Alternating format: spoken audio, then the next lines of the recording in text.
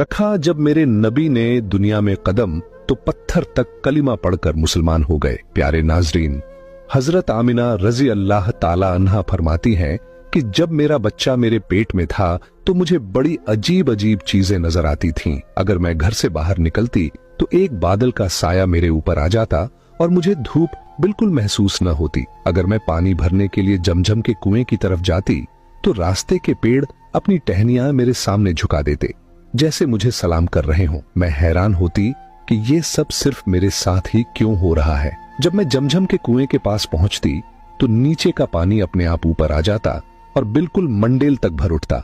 फिर मैं अपने हाथों से ही बाल्टी पकड़कर पानी निकाल लेती। मक्का की औरतें मुझे कुएं के पास रोक लेती और जाने न देती।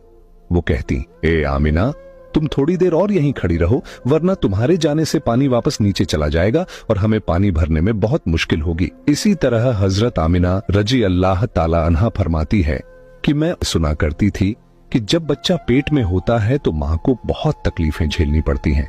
कभी हाथ पांव में दर्द, कभी सर दर्द, कभी उल्टी, कभी बुखार और कभी चिड़चिड़ापन। ये सारी बातें सुनकर मैं सोचती कि अजीब है, मुझे तो पूरे 9 महीनों में कोई तकलीफ नहीं हुई। यहाँ तक कि जब तक मेरा बच्चा पेट में रहा मुझे सर दर्द तक न हुआ। हजरत आमिना को अजीब अजीब ख्वाब भी आते थे। वो फरमाती हैं कि जब मैं रात को सोती तो मुझे ख्वाब आता कि मेरे जिस्म के अंदर से एक नूर निकला है और उसने पूरी दुनिया को रोशन कर दिया है। ये सब देखकर मुझे यकीन हो चुका था कि मेरे पेट में जो बच्चा है वो यकीनन कोई आम इंसान नहीं।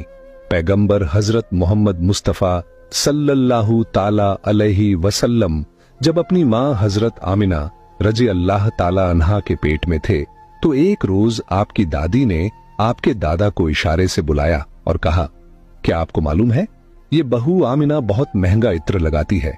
मैं तो परेशान हो चुकी हूँ, आप जरा आमिना से इस बारे में पूछिए। ये सुनकर आपके दादा ने कहा, इस बारे में तू ही पूछ लेती, तूने क्यों नहीं पूछा? तो आपकी दादी ने कहा, मैंने कई मर्तबा कोशिश की, लेकिन जब भी मैं आमिना के सामने जाती हूँ तो उसका नूरानी चेहरा देखकर खामोश हो जाती हूँ। आमिना के चेहरे पर इतनी चमक आ गई है कि मैं कुछ पूछ ही नहीं पाती, आप ही जाकर पूछ लीजिए। ये सुनकर आपके दादा ने कहा, तू औरत जात है, घर में रहती है, लेकिन मैं मर्द हूँ, घर से बाहर निकलता हूँ, मक्का में कुरैश का सरदार हूँ। जो भी मुझसे मिलता है पूछता है, ऐ अब्दुल मुत्तलिब, तुम्हारे घर से इतनी इत्र की खुशबू कहाँ से आती है? और हाँ, एक अजीब बात यह है कि इत्र की खुशबू वहीं से आती है जहां आमिना जाती है।